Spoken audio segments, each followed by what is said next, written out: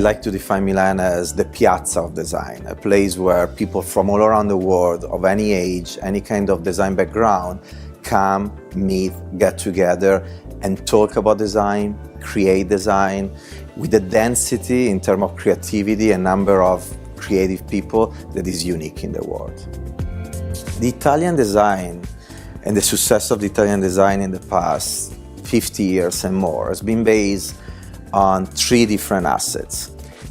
Amazing creative people, amazing designers, amazing entrepreneurs, genius, visionary, and then local manufacturing. American design, Anglo-Saxon design is a world close to the world of industry, is business driven, is more strategic. And so the two worlds sometimes have a difficult time to create a dialogue and interact with each other. Something I always remind about the two worlds: when you study design in Italy, the person you design for is called user. When you study design in the United States, the person you design for is called consumer. And these two words to define people, the people you design for, are so different and really are the embodiment of two different philosophies to design. I think the successful product, the successful company, the successful brands are the ones that are able to leverage the two aspects of design.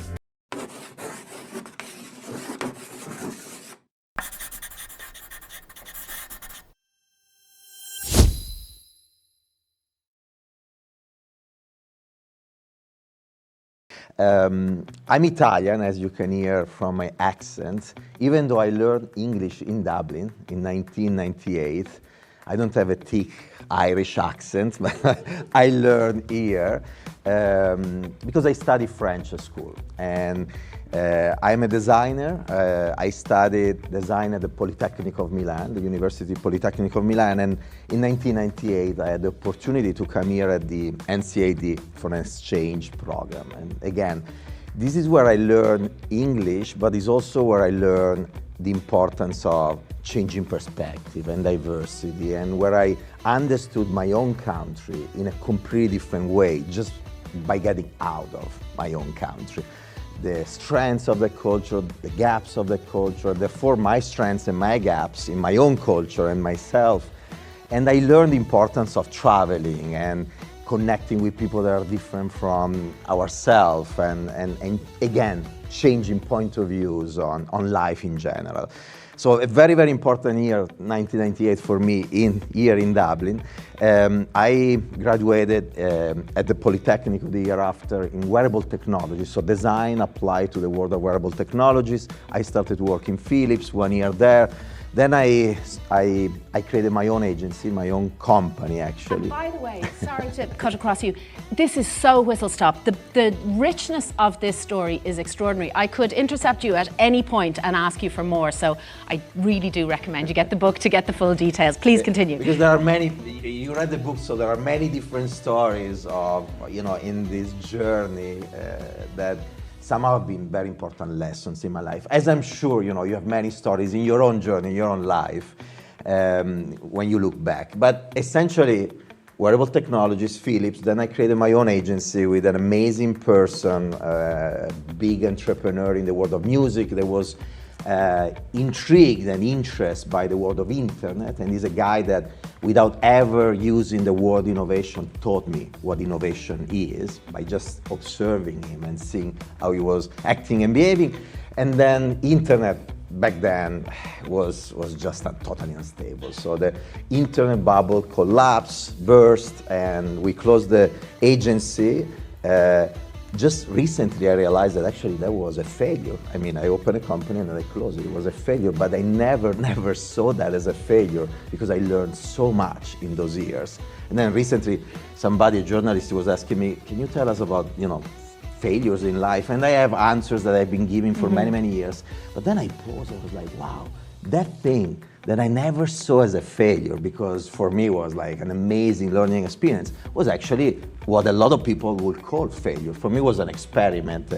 And we'll come back to that, because that is really indicative of a key piece around mindset for the innovation unicorn, but we will come to it. Please continue. But long story short, I bumped into 3M, the tech company from Minnesota. I entered the company as a design coordinator at 27, and I left the company 10 years later as chief design officer, the first chief design officer of that corporation. I moved to the United States, and that's when I met PepsiCo. So and when 10 you years joined ago. 3M, they didn't know that they were, employing a chief design officer at the time. But your passion to overstep the brief and to fill into a space really drove that trajectory. Well, it's been somehow a theme of my life. Let's take 3M, the specific step. They gave me a job description. They were expecting something from me. And when I entered, instead of just doing that, I started to ask myself, what else can I really do for this company? What does this company need? I did something I know today, back then was totally intuitive, but something that usually the philosophers do. They ask why, and why again, until they arrive to the root cause. What did the company really need from design? And when you start to ask your questions like this, you realize eventually things that even the company or your business leader, your boss, doesn't understand. Simply because you bring in a different perspective. You know what you can offer, you know your background. Mm-hmm. I knew what design could offer to the company that eventually the company didn't understand yet. And so once you understand that, it's important you still deliver on the expectations of the company, else you don't last inside the organization. But then I started to work under the radar screen, on the side, on what the company really needed. One thing that I realized, for instance, in the first years, I met a person, a business leader, and he was sitting by me in the office, and we became friends. And the guy was assigned to Six Sigma in that period. So the high potential of the company for 2 years were assigned to the Six Sigma training, and then they will go back in the business with higher positions inside the organization. So the guy, his name is Maurizio. Maurizio and I became friends. He was witnessing what I was thinking and what I was trying to do. And he would tell me every day, oh, I can't wait to go back in a business position and work with you and change this company and leverage design. And so 6 months later, he gets back into a business position. He becomes the head of all the office business for Europe. And he doesn't use design at all. He doesn't engage at all. I'm like, and in a different situation, before the specific moment, I would have thought, like any designer often think, these business people don't get it. Right? Another business person that doesn't get it. As often business people think, designers are just creative and they don't understand, the strategies of the business. There is often that distance between different cultures. It happens in, cultures connected to your profession, but then this is true everywhere. When somebody is different from you, often we think that they just don't get it. But something happened in that occasion that changed completely everything for me.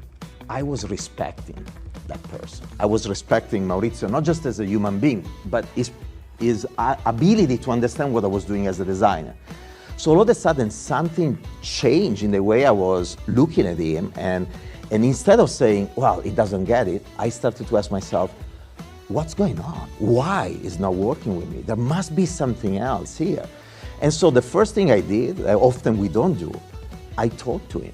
A respectful dialogue to better understand what was happening. And then I tried to put myself in his shoes. Empathy, another key word, another characteristic of these unicorns, these leaders I talk about in the book. And when you do something like this, two magic things can happen. The first one is that eventually you understand that you had blind spots, that you didn't understand something that by changing perspective, all of a sudden you see. And so at that point, you better yourself and you find ways to create a dialogue and together work, to succeed in what you are trying to do.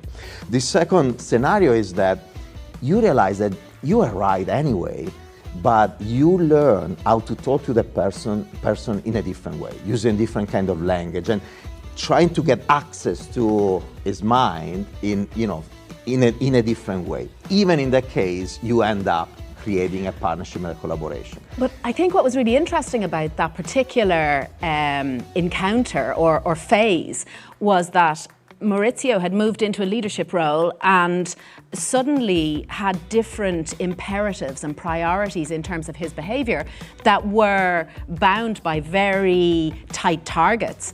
And the design philosophy and bringing that to business isn't a quick fix. And so suddenly he was looking to get the wins. You read the book. Of course I read the book. But exactly that. I mean, in that case, I realized that I had blind spots.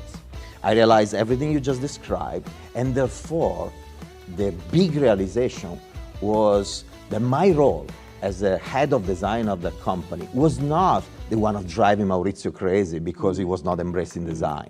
It was actually the one of working with HR to change, the way we were measuring performance of these business leaders.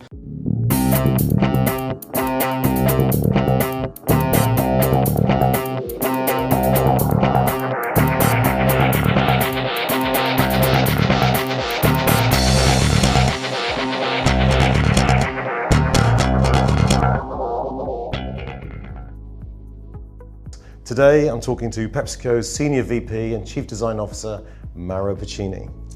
Recruited 5 years ago to help spread design thinking at PepsiCo, Mauro is the first to hold the position of Chief Design Officer.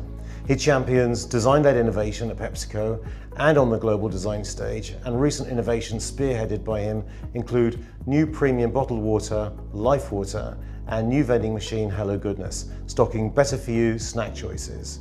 So welcome, Mauro. Hello, it's a pleasure to be here with you. Likewise. So first of all, I wanted to start off by asking you about your role. You've been in it for 5 years. How have you seen the role of design evolve over the last 5 years in PepsiCo? Well, design in PepsiCo didn't exist before I arrived as a function, but obviously the company was investing in design in a variety of different ways. What we are trying to do with design in-house inside the organization is to use our way of thinking as a community, what we call often design thinking, to identify new opportunities for the future of this company. Starting with understanding society, the world, where the world is going, understanding what is relevant for people today and in the future, understanding what is relevant for the company, for our business model, our culture, our processes, and then trying to imagine, dream, and then create and execute the products and the brands of the future. So design for us is a mix between innovation, understanding what are going to be those products and brands of the future, and then brand building 2.0, leveraging design and the design of every touch point of the brand to engage in a meaningful way, in a relevant way, people with our products and brands of today. So in the way that you've done that in terms of creating such a strong in-house design team, that is, strikes me as being a kind of a very unique way of modernizing the in-house design team potential and power that perhaps in the past has not been so strong. So can you just elaborate a little bit more on the relationship that you are building between your internal design team and external designers in terms of building the brands in the way you've just described? Yeah, well, design is something somehow new to these corporations, and design leverage at 360 degrees in depth at its full potential, I think is new in general for the business world, with the exception of very few markets, businesses where design was the key competitive advantage. For instance, the fashion world or the lighting world or the furniture world. And this is what is changing everything. So that's where design can play a very important role. Design is all about understanding, once again, what is relevant to people, what is relevant to the company, and then leveraging the tools that we have as a community, our ability to prototype and storytell, to accelerate the process of innovation, make it more efficient, and mostly increasing the quality of the thinking and the quality of the output by using our ability to prototype to connect all the different functions inside the organization around an idea and enable them to co-create with us. Essentially, designers become the glue, the connector, the facilitator, the cultural interpreter among all the different functions to drive solutions that are meaningful to people. Now, if this is true, these kind of functions need to be in-house, because the old model was a model where you were buying a good idea from an agency, and the good idea was at least a good idea for the society. You know, we have amazing design firm out there that can really come up with very, very good ideas, understanding society sometimes even better than these corporations, you know, understanding their consumers even better than these corporations, because they have different point of view or different accesses to these consumers and these people. Sometimes on top of it, they were even understanding what would be relevant to the company. But the reality is that that idea, that most of the time, was taken by this organization and killed within the organization. And it was, you know, a blaming game was starting, you know, the company blaming the firm not to do the right thing, not really understanding the company, the firm blaming the company of killing anything that is disruptive or different or new. But the reality is that innovation is really about how to take that idea and protect it all the way to the launch, to the market. And our model, at least, is an hybrid model where we work in-house, but we work always with many, many, many different kind of design firms for a variety of different reasons. We need different point of views, we need bandwidth, we need specific expertises that is more convenient and better to get access to through design firms than to build in-house. So there is an opportunity, I think, for everybody in our community. It's just a matter of understanding that the world is changing, and these corporations need to build extraordinary teams of design in-house. So you need extraordinary talents to join our, you know, world and this new challenge that we have as corporations, not just PepsiCo, any big corporation or small startup and enterprise, and then build a partnership with external agencies and firms to really, together as a community, help the business world leveraging design for growth and innovation. That's great. That's a really good illustration of, I think, of how you describe your design thinking that you are bringing to PepsiCo. So you've been here 5 years in this role, and you've been, you know, putting in place this model. You must have seen some progress. Are you able to measure the design thinking impact that you're bringing to PepsiCo?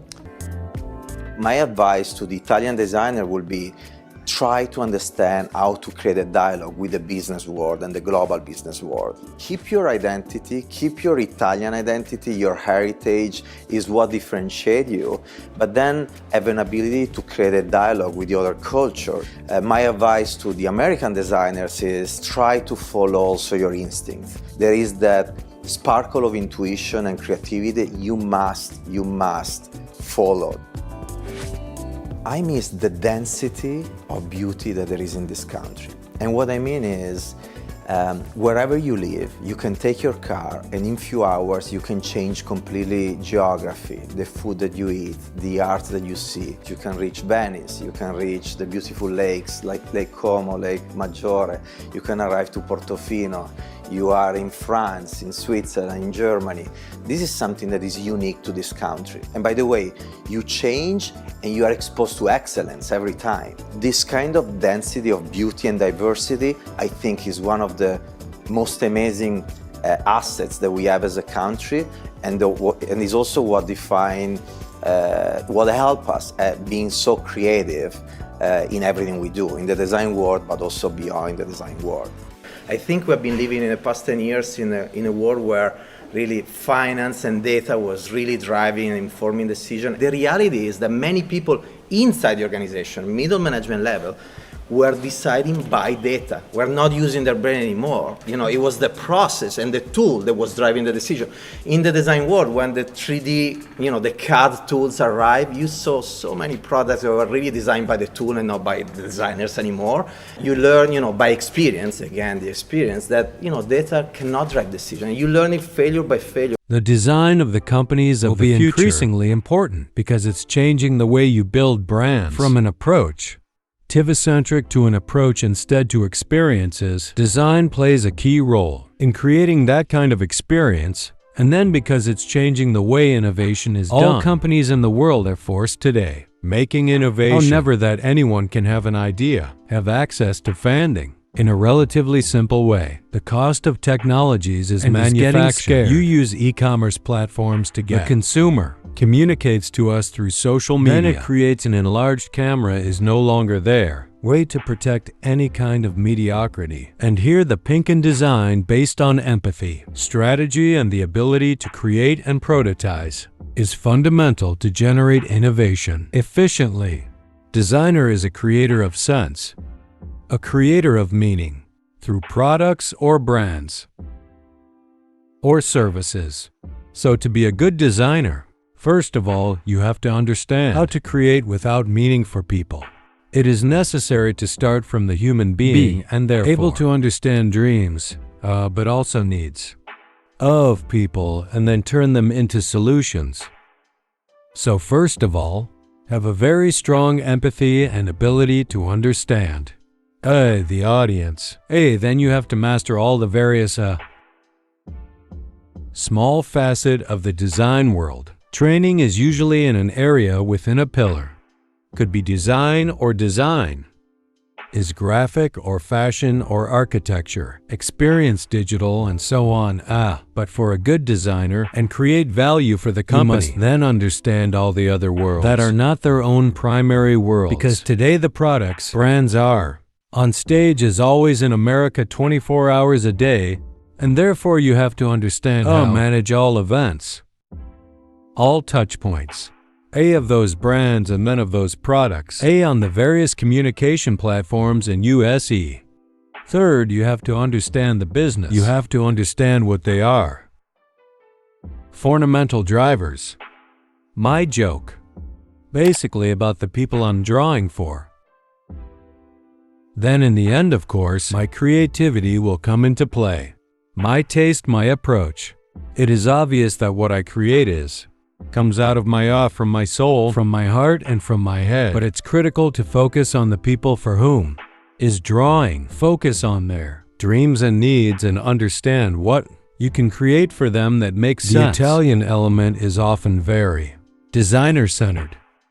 So you make these conversations, these debates, and we always talk about the vision of the designer, is the designer's point of view, designer sensitivity, and rarely spoken instead of the sensitivity of the user person, of the people we are drawing for. The Anglo-Saxon expression starts instead from the discussion about the user, and then after almost annihilates often the designer. I think the balance between the two worlds be then, the air instead of success. A young student should understand that, at the end of studies, at the end of university, that's just the time to start learning. Or that a life. Work is a school and you have to get into life. In the work always with that intellectual curiosity that allows you to continue learning. This is if it has always been true. Today is more true than ever because business models continue to change. The way innovation continues to change. Technologies continue to change. So think that you learn something at some point and then later you can exploit it over the years is a somewhat naive thought in the world we live in. With the CEO or his boss to redefine the way the budgets were assigned and a variety of other things. So my role as a head of design was the one of building the right processes and the right culture for the business leader to be enabled to leverage design. And now, it could be design. This applies to any other culture. When you try to change a way of working, to introduce something different inside an organization, often it's not enough to work just with within the projects you are assigned to, with those specific people. You need to understand the entire context that is both cultural and then process and business model, and the full ecosystem. So for any designer working in a company that doesn't embrace yet design, your role is not just the one of designing, products, brands, services, whatever they assign you to do. That's one dimension, but there is so much more. Because if you just do that, you're not going to last long. And it's almost like a sort of a twin requirement of, the culture of innovation cannot exist without the cultural values that and I was telling you about Lift Ireland that we're rolling out to really instill these core values that you talk about throughout the book: respect, empathy, listening, accountability, all that good stuff, and that's a movement that's happening in Ireland, I'm very happy to say. But that innovation piece as a sort of a hard sort of drive can't exist without the human piece. Yeah. Look, you go to school, they teach you a series of technical skills. You enter these companies and they tell you that there are processes and ways of working and different tools. You hire innovation firms, design firms, and agencies of any kind, and they come in and they tell you about their methodologies and ways of working. And so that's what I was thinking was necessary to introduce design thinking, innovation in 3M at the beginning. So I start to do all of this, and we start to run dozens of projects and then hundreds of projects. And then I look back and I see that many were working very well and they were succeeding in market, and many others were failing miserably, eventually not even reaching the market. And so I was like, okay, there must be something that is really not working. I need to tweak those processes. I need eventually to call different design firms or innovation firms. And once again, some were working and some were not. And then at a certain point, I realized the obvious. The fact that the difference was always made by the people assigned to those projects, those tools, those methodologies, and yet we focus so much on the tools and the methodologies. We talk about design thinking, and there are business leaders and CEOs around the world that organize workshop of design thinking, 1 week workshop for the entire organization, and then they hire multi-million-dollar firm to come in and tell you about the double diamond process of design thinking, diverging and converging, and you think at a certain point that, wow, I'm embracing design thinking in my organization, that's the way to do it. Then when that methodology fails, when you don't deliver what you are expecting to deliver through the methodology, you blame the methodology, you blame design thinking. I tried design thinking and it didn't work out. Design thinking is like a brush. Put that brush in the hands of Picasso, put that brush in the hands of your tax accountant, assuming that your tax accountant is not the son of Picasso. The results will be very different. And yet, we blame the brush for not producing the masterpiece of Picasso. And so again, I realized more than 15 years ago how important it was the human factor behind it. And I tried to be more strategic in the way I was managing the human factor. So I wrote a list of characteristics of these people, these human beings, that in my little experience back then seemed really, really important. And I gave it to HR, to talent acquisition, to our recruiters, and we have been using those filters now for many, many years. I published the list, the very early list in a paper for the Design Management Institute review. And over the past 15 years, I've been validating and tweaking and pressure testing the list. And there are many, many different characteristics. Some are more obvious than others. For instance, the ability to dream, to think big. We are all born with that ability. As children, we dream, we fantasize. And then society try to stop us, try to normalize us. They tell us that dreaming is childish, right? How many times, that's childish, naive. But yet we preserve that ability, in college, in university, we go to work in these companies and we still think that we can change these companies, that we can change that industry, the product category. And then they tell us, no, you can't, this is just so childish. Actually, sometimes they tell us how arrogant you are, that you think you can change anything. This industry has been like this for years and years. This product has been like this for years. And in this company, there are so many amazing people. Why you think that you can change anything? And so you think you are wrong, that you should stop dreaming, because dreaming actually is not very practical. It's is not good in the business world. So most of us stop dreaming. Some of us, the one with some genetic deviation, keep dreaming. Hands up the dreamers! We keep dreaming. But the problem is that even dreaming is not enough. I met many dreamers in my life that were just very comfortable in the comfort zone of dreaming. You need also to make things happen, to execute, and you need to understand that to take compromises and trade-offs is fine as far as you are taking them as a step towards your dream. So, so many dreamers think that by making things happen and taking those trade-offs, you are betraying the integrity of the dream. In reality, you're moving towards that It's dream. iterative though as well, right? Exactly. No dream exactly happens the way you Exactly. think it's going to happen. I'm going to bring you back to PepsiCo. Yeah. Is that okay? Bring me back. But these were the obvious ones. Then we'll talk about the less obvious ones. Okay, very good. So in 2012, you had a big change in your career. Yeah. I joined PepsiCo. I met Indra Nui, the CEO of the company back then. And it's been the beginning of a fascinating journey. I remember the interview with her, actually. The interview, I entered the room in purchase 1 hour outside of New York, her office, and she had a dossier like this on me. You know, it was always like this. When she was interviewing people or anything she was doing, she always had a lot of documentation of that activity, of that person. So she knew everything about what I did as a designer. Actually, I joke, she knew probably more about my life than myself. And so we ended up very quickly to talk not about how to design products and brands in PepsiCo, but about what was going to be my plan and my vision of how to redesign culture. It was part of a speech I was already, giving while I was in 3M. And I understood, before entering the room, I studied a little bit Indra and what she was going through.